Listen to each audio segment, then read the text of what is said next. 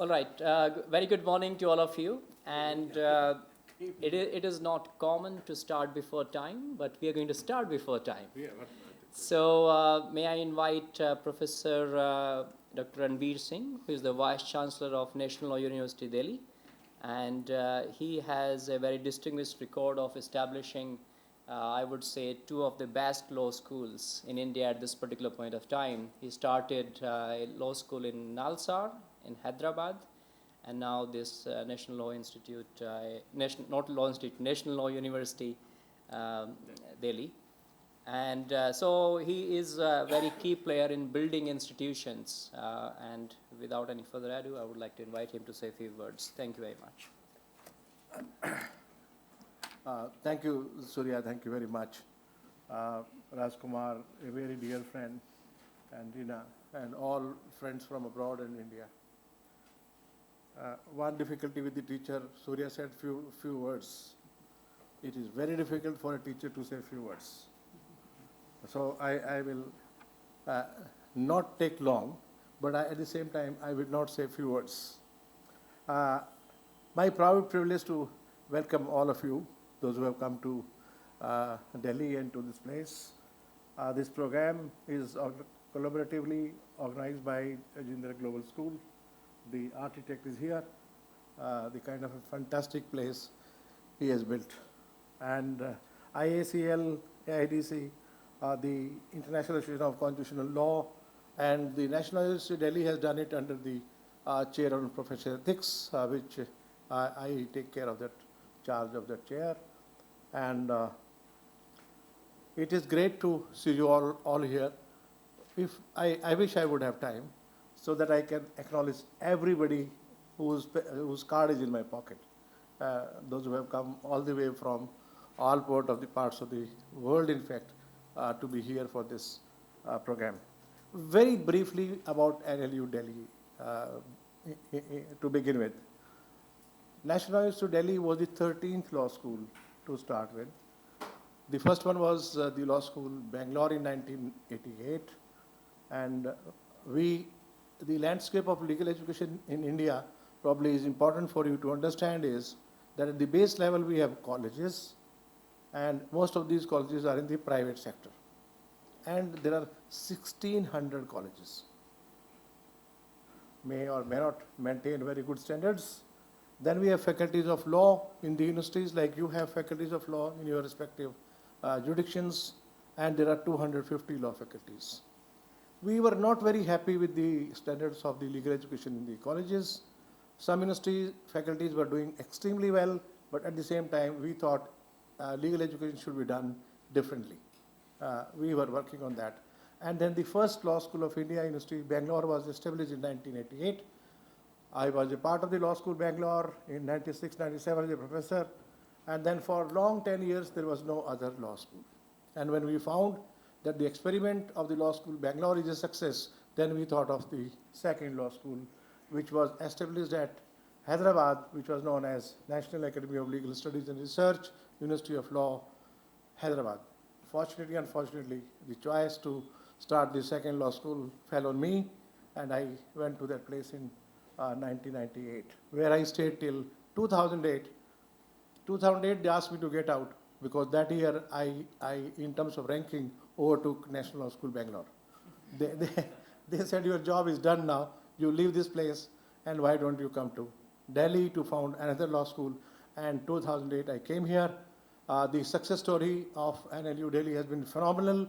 If you look at the website, I should not appreciate my own institution, but that is not proper. If you look at the website and the kind of programs we do, the kind of collaborations we have, the kind of research we do, a dozen centers would be centers which are known at the international level in terms of death penalty, in terms of internet governance, in terms of we were recently in Washington about the IPR and the public interest. We work on different platforms and have best of fundings as far as the research centers are concerned. And if you look into the website of the university, you will be able to download free many of the reports of the research centers which we have already done. To be relevant to the law schools or the law colleges or the universities, we also mandated that we should create free lectures. There are 500 audio-visual lectures which we call e-Pathshala in the digital format, available for anybody across the world or in India to download those lectures and to be benefited. This we did as a part of the social responsibility to the university because the paucity of the faculty. Of late, last year we started also with the MOOC course, again free access to knowledge, in fact, knowledge sharing, and we have already started 10 MOOC courses, and these MOOC courses are also free, where already 10,000 students have applied. Now, to be very precise again, for National Law University Delhi, we have a separate test. All other law schools have a combined test. And for my 80 seats, I take only 80 students every year. And they are with me for 5 years because everybody has to stay on campus. Residential is compulsory. The 5-year LLB program, LLM program, PhD, LLM professional, other PG diploma classes, roughly 600 students on campus. And for these 80 seats, to your surprise, can you guess how many applications I have? 20,000 applications I have, all across the country, abroad, and then out of those 20,000 applications, I select 20 students. The reason is, the result is, we have a Rhodes Fellowship, we have a Common Fellowship, we have a Flex Fellowship, any fellowship you name in the world which is there for the law professionals, almost every fellowship have been won by some student or another by the students of National University Delhi. They go to, placement is 100%, sometimes I'm short of students, they go to best of places. They go to Columbia, they go to Stanford, they go to Harvard, they go to all Ivy League law schools, they go to Oxford, they go to Cambridge, and on fellowship, most of them on fellowship. This is briefly about the National University Delhi. So I have already 10 years, done 10 years here, starting in 2008. I often say I have no intentions to retire. Let's see what happens. So I welcome you all once again, and just briefly on 2 minutes on the topic, probably. I have been very closely connected with this topic. I was a member of the Law Commission of India, the 19th Commission. We have been deliberating on this, and initially the provision which were in the Constitution, we had no difficulty for a long time. About 20 years, there was no difficulty. But after that, one government, unfortunately, tried to supersede certain judges, and there where the problem started. After that, those judges resigned, and the entire process which was already in place, we thought is kind of a precedent now. It will not be overruled by anybody. That whole process was disturbed. And then there was a sequence of events where the judges assumed that role, that henceforth, since the executive has done a bad job, we shall appoint ourselves. So judges through a judgment of the court, because in India, whatever the Supreme Court of India decides, that is the law for the courts. And they started appointing themselves, and the collegium was appointed. That's a long history. I'm not going to detail of it because people already know about it. But my anguish or problem, Raj Kumar is also a teacher of constitutional law, Professor MP Singh is here. My difficulty is that apart from the collegium, that the collegium started imparting the judges, Article 124 remained. I don't understand how Article 124 remained on this statute, and we have a parallel system of appointing of judges. Sometimes I jokingly say, because you can't say anything seriously to the judges, it can create problem for you. I said, can I say that when 124 is still in operation, and all judges who become judges of the Supreme Court take oath by the Constitution, 124 has not been abrogated, it has not been amended, it is still on the statute book. Can I say that all appointments done by the judges are illegal in India? Because the judgment given by any collegium would be a law which is applicable to the lower courts, but it doesn't become a statute. It's not a legislation. Judges don't legislate. If the judges don't legislate, it's not a part of the statute. 124 has not been abrogated. I do not understand. I'm not a teacher of constitutional law in that sense in which MP Singh and Raj Kumar is there, how two parallel systems could carry on, which one becomes defunct and another is functioning. With this background, probably, we need to find out. We have been struggling with the collegium system also now, because as Ambedkar said, I'll just close by this. Ambedkar said when the constitution was given, it is not important what kind of constitution you have. What will be important in future would be what kind of people operate the constitution, who are behind it. Any good constitution can turn to be bad, any bad constitution can be turned into a wonderful constitution if people behind the systems are good. Thank you very much for all of you for coming to NLU Delhi. My pleasure. Thank you very much, Professor Ranveer Singh, and your remarks about the two parallel systems is something we are going to debate and discuss today and tomorrow, so I'm sure there will be enough discussion on that. Now, may I invite Professor C. Rajkumar, who, as I mentioned to you, is a Vice Chancellor of O.P. Jindal Global University. The campus of the university is about 1 hour, 1.5 hour drive from here. Raj is a good friend of mine. We know each other for the last 20 years. And he used to be at the law school where I am. In fact, he invited me to join that law school, and then he left. And he keeps on asking me when I'm joining his law school here now. So with these remarks, let me invite Professor C. Rajkumar to say a few words. Thank you. Thank you so much, Surya. I would like to extend a warm welcome again as a partner, Professor Ranveer Singh, to this fantastic initiative that we're jointly doing this together. In fact, one of the things that we lament in India is that Indian universities don't partner enough as much as all Indian universities and law schools would like to partner with institutions overseas. But I must say that both the National Law University Delhi and O.P. Jindal Global University and Jindal Global Law School in particular has had at least 5 different conferences, including more recently a major research project on feminist judgments project, which both NLU Delhi and Jindal are doing. So it's a very stellar example of what partnerships can do.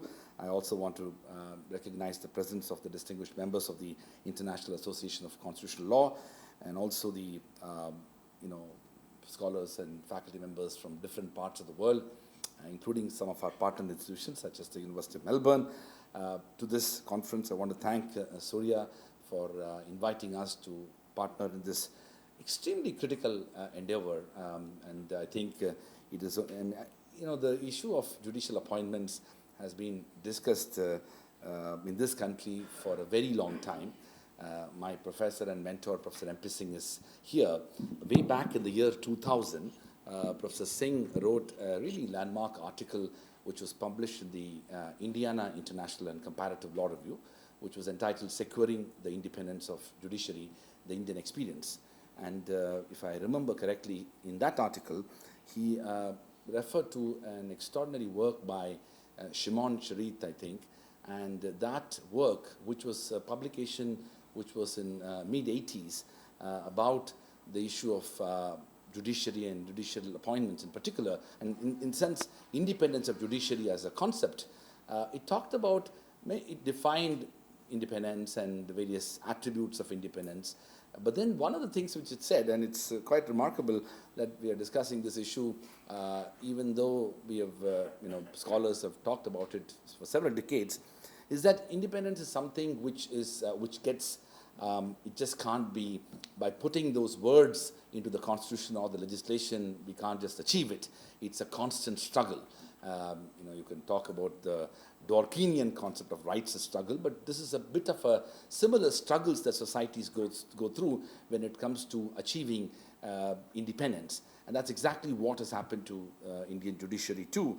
And so the question then is that to what extent comparative experiences from other parts of the world can help in informing Indian experience and Indian future. One of my colleagues, Kagesh, and I have written about this in an Indian publication called the Economic and Political Weekly, just after the judgment. In fact, I very vividly remember that the day, the morning of the announcement of the Supreme Court of India's judgment declaring the National Judicial Appointments Commission legislation as unconstitutional, both Kagesh and I were at the National Judicial Academy in Bhopal giving a lecture on this topic, and I had, before the judgment, I had predicted, or rather I wrote about the fact that it is indeed unconstitutional, and we were speaking to some 30 plus High Court judges, and this was, my presentation ended before the judgment was formally announced, and there was a lot of different people have very strong views about, and many members of the judiciary in particular have very strong views about the decision of the Supreme Court itself. And of course, another piece which I will share with you today is also the future of the collegium itself, which I had written after the judgment. But the point which I'm really trying to draw at is that it's a divided issue, and Indian context and Indian experience is quite unique in the sense that at least I am not aware of any country in the world in which the judiciary as an institution is exclusively vested with the appointment of the judges. This is quite remarkable when we discuss this issue pretty much anywhere in the world. People's reactions are surprise to shock.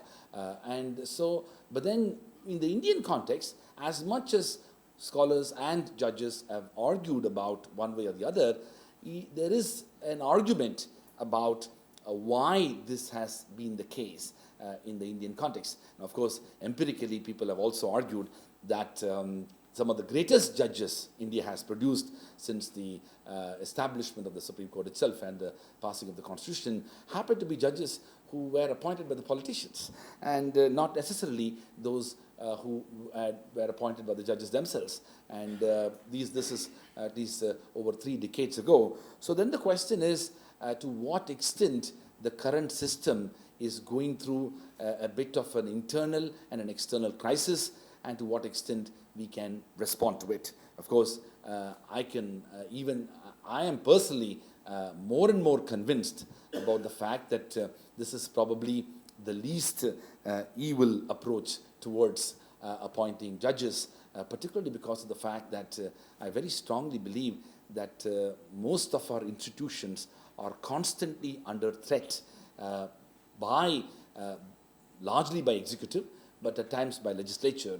And in that context in India, till our democracy, let's say, matures and evolves in developing a more transparent and a more stronger approach towards institution building, we may have to contend with this approach. Of course, just as when we say that, we are also mindful of the judicial appointments process that we just had in the US in appointment of the US Supreme Court judge. And even older systems go through an extraordinary amount of crisis. I always thought that a Senate judiciary proceedings type model of appointing judges, it kind of creates a more public scrutiny about the judges, and it creates a greater form of accountability in the appointment process. And maybe that's something which India should evolve ultimately by drawing upon some other experiences. But then that process has again left me with lesser hope, because if a determined executive is wanting to appoint somebody as a judge, even in those systems which adopt a different model, can also go ahead and do it. So then the question is, ultimately, we have to come back to what just Professor Ranbir Singh said, is that you might adopt pretty much whatever approach in terms of institutional mechanisms to appoint judges. Ultimately, it's about the kind of people who are out there who will get appointed and who will be involved in appointments. In fact, India has very interesting experiences of doing something which is expected to have greater accountability, and I'll say that and I'll stop.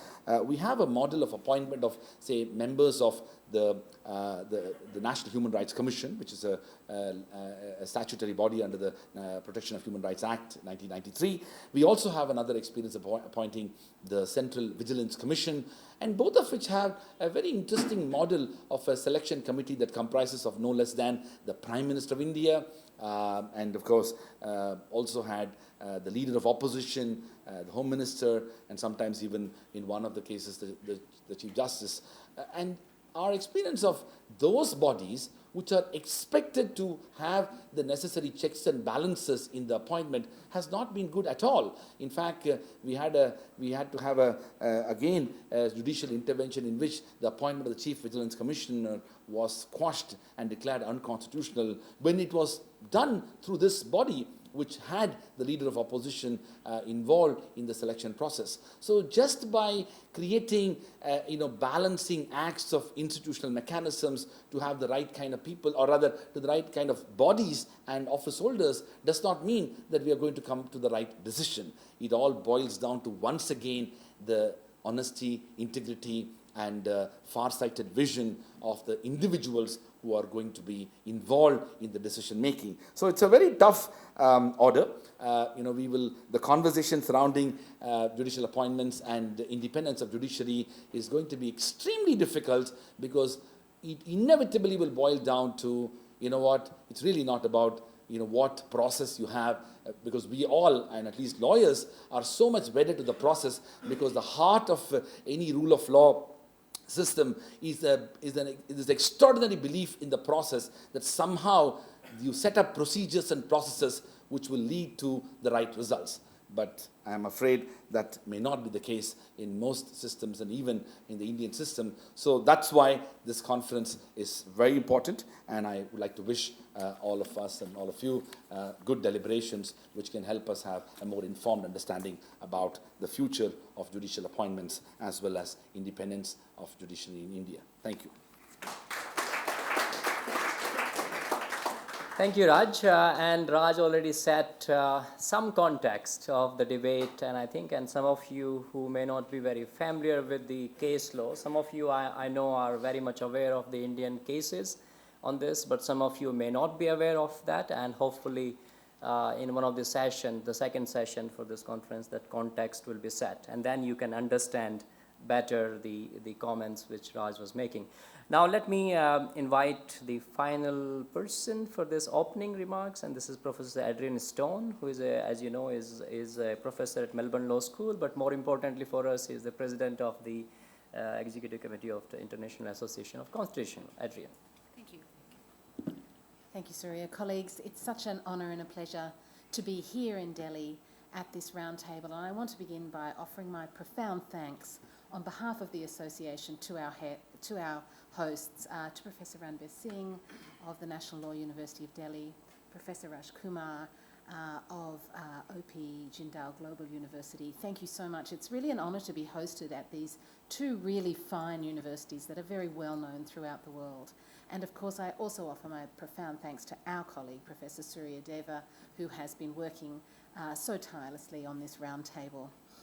It's wonderful to be here because in addition to the warmth of your hospitality, you've also brought together this really wonderful program. It's on an issue that is so relevant in so many countries just right at the moment, and it's one on which I think India has something very special to show us. And you've brought together an international and highly distinguished group of scholars. I'm so looking forward to this program. And I want to close by noticing that this is really a momentous occasion for the International Association of Constitutional Law. We've had a long association with India, and we have held roundtables and events in India, but this is the first time that the Executive Committee has come into India. And it's really momentous for us to be in this great democracy with its long-standing, renowned, highly innovative and highly influential constitutional tradition. And if I may say, I think this roundtable is really in the best traditions of the IACL. That is that it brings together a group of scholars to focus on an important and shared constitutional problem. And I'm greatly looking forward to the proceedings. Thank you very much. Thank you very much, Adrian. And with this, now we are going to start session 1 without any break or anything. Thank you very much. We are very much on time. Thank you very much for being on time.